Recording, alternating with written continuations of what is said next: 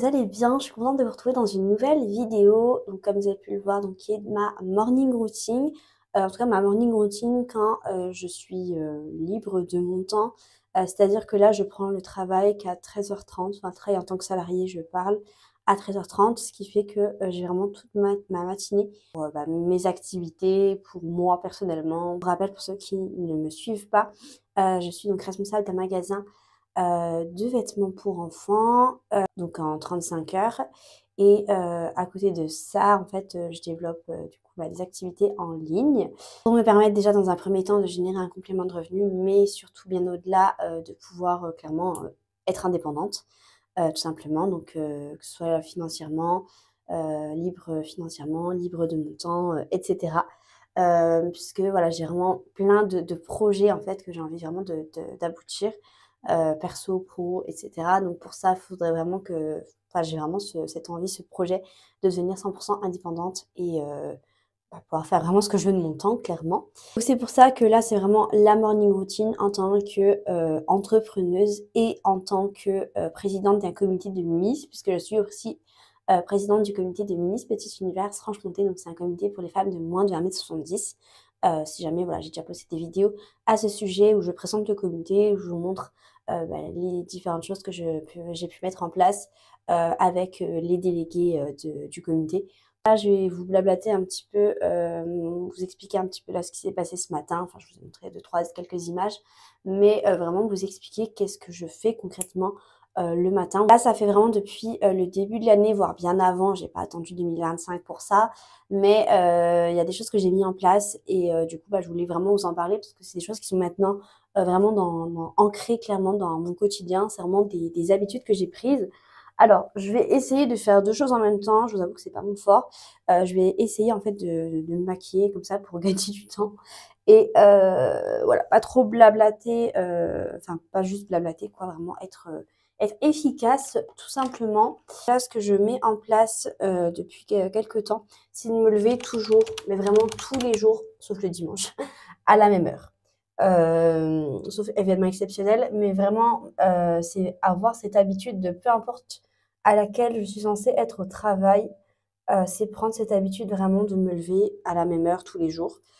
Donc, à savoir, je me couche à 22h30, je me lève tous les jours à 6h30.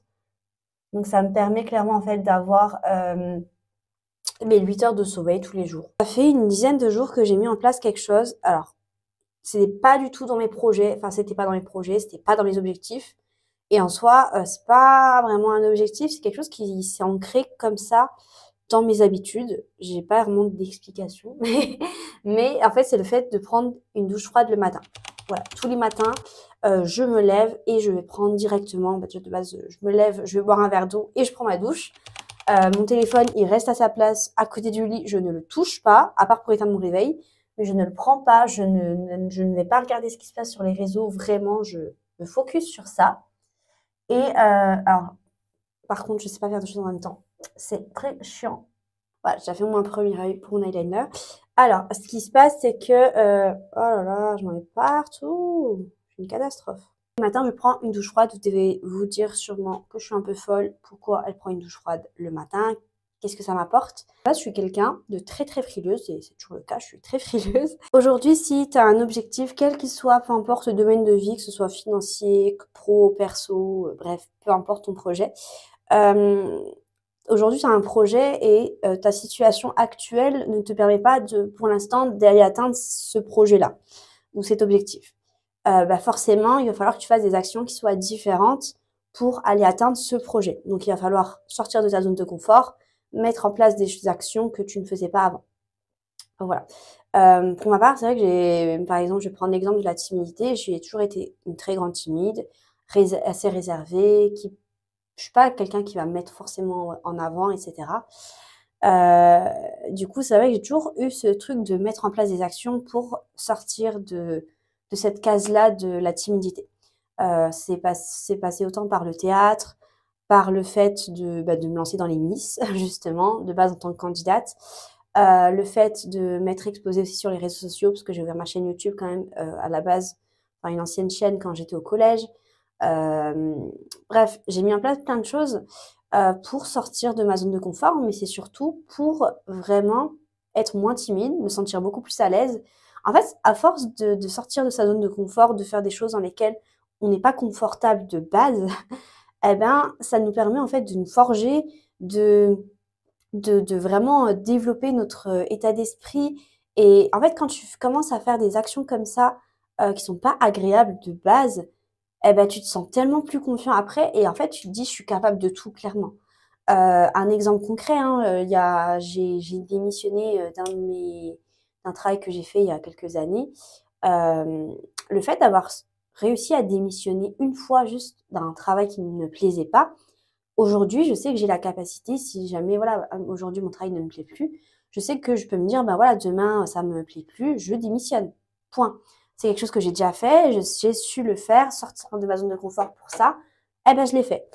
Le fait de prendre une douche froide, en fait, c'est ça regroupe un peu tout.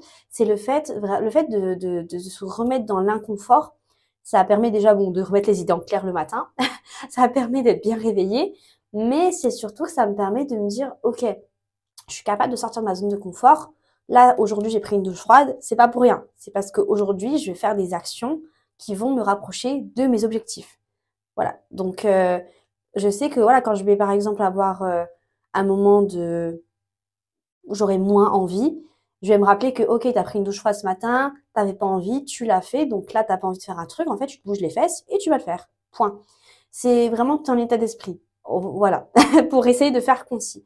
Donc c'est pour ça que maintenant je prends une douche froide tous les matins. Ça me permet en plus, d'ailleurs, quand je sors de la douche, de ne pas avoir froid parce qu'en général, quand on prend une douche chaude, qu'on sort de la douche, on se les caille. Là, au moins, j'ai ma douche froide. Bon, sur le moment, c'est pas agréable. Mais après, mon corps, il se réchauffe et du coup, bah, je me sens vraiment trop bien. Je me sens au taquet et je suis prête à commencer ma journée. Voilà le pourquoi du comment, mais en tout cas, je vous recommande. C'est pas agréable, mais vous allez voir qu'en termes de mindset, en termes d'action, en termes de tout ça, si vous avez des projets, parce qu'après, si vous n'avez pas forcément d'objectifs, mais bon, si vous êtes sur cette vidéo, c'est que vous avez des objectifs normalement. Donc, c'est censé vraiment vous aider et voilà, et let's go quoi. Je vous rassure, le matin, je prends aussi du temps pour moi. Je ne me fais pas que du mal, bien sûr. Comme vous avez pu le voir, voilà, tous les matins, je mange le même petit déjeuner parce que vraiment, c'est mon petit déj vraiment fave. Voilà, je me mets une petite vidéo YouTube, je mets un replay, bref, peu importe, je me pose et je prends du temps pour moi, ne serait-ce qu'une demi-heure, trois quarts d'heure. Je prends le temps de me poser. Encore une fois, j'évite d'avoir mon téléphone. Mon téléphone, en fait, je le laisse vraiment à côté de mon lit un maximum de temps pour ne pas être distraite et ne pas en fait me perdre inutilement sur les réseaux, etc.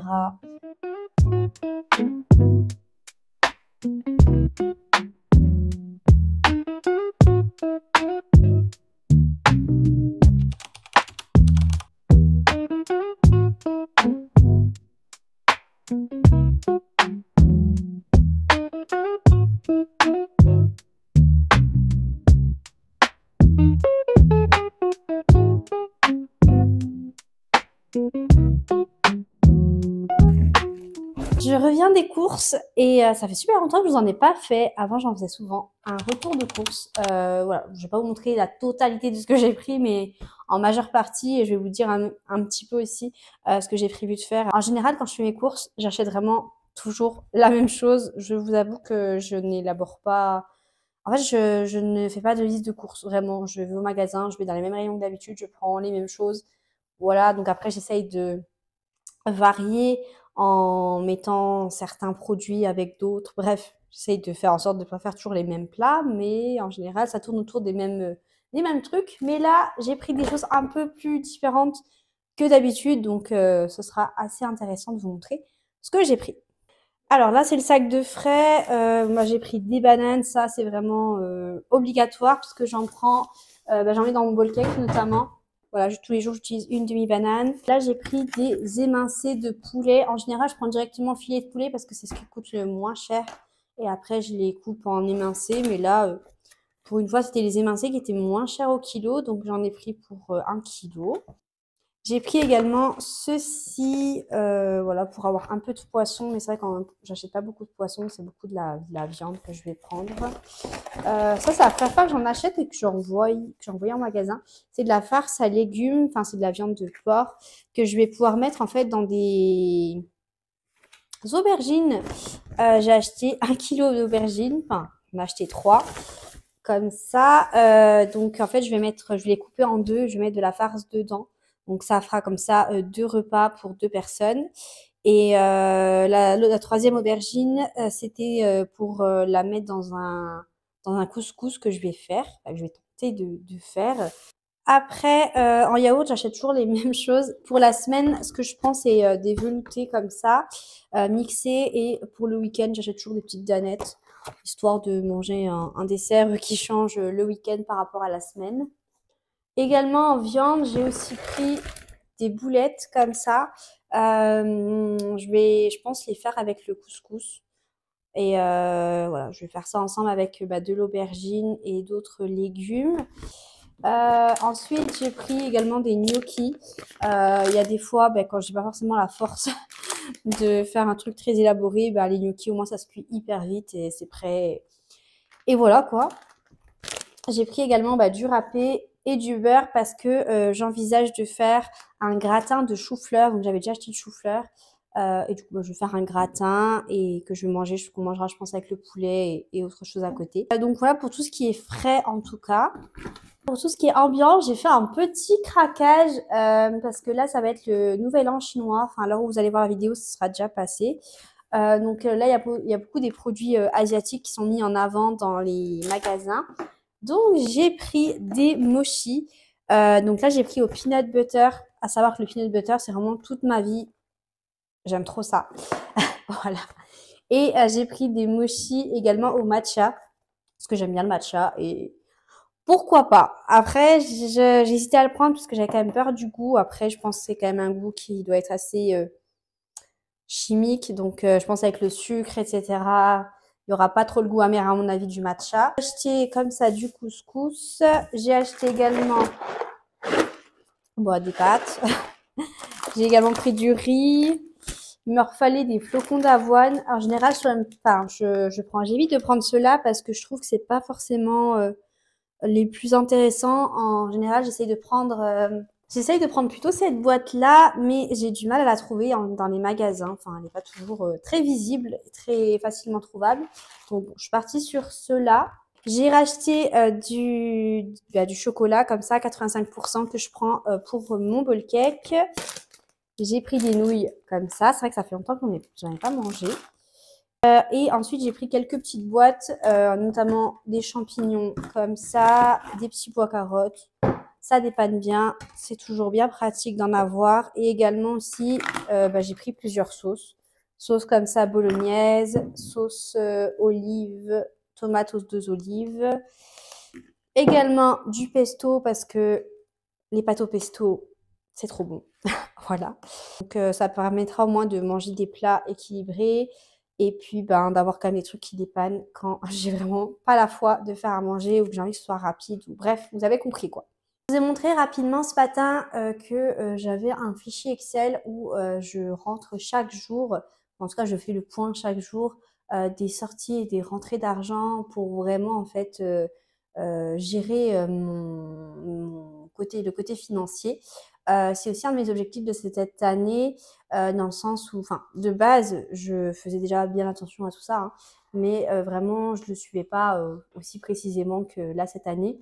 Là, vu que j'ai décidé de vraiment diversifier mes sources de revenus, que j'ai mes activités, etc., en plus de mon travail, et que je peux avoir différentes sorties d'argent, que ce soit le fait en investissant dans ce que je fais, que ce soit dans mes sorties d'argent perso ou autres. Enfin bref, j'essaye du coup, je fais en sorte de vraiment gérer au mieux mes finances. Donc notamment grâce au fichier Excel, si c'est quelque chose qui vous intéresse, je peux vous le mettre à disposition.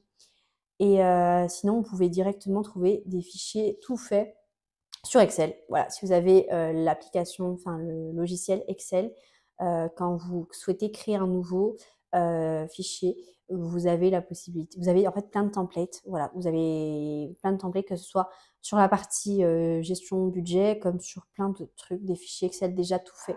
Donc ça vous fait gagner énormément de temps. Je pense que c'est un sujet que je vous reparlerai un peu plus tard du côté un peu financier, etc. La gestion de ses dépenses, la gestion de son argent, le côté vraiment financier. Là, il est quasiment 11h30. Je pars qu'à 13h, donc je vais manger vers midi. Je vais encore un petit peu travailler, un peu, enfin, surtout regarder mes mails, les choses comme ça. Et après, à partir de midi, je vais vraiment me poser, manger surtout. Et puis à 13h, direction le travail. Et ce soir, de toute façon, je suis de fermeture. Donc après, j'essaierai de me remettre une petite heure sur mon activité pour vraiment avancer dans tout ça. Et là, peut-être, je vais quand même aussi faire un peu de contenu pour les Miss. Je vais plutôt faire ça.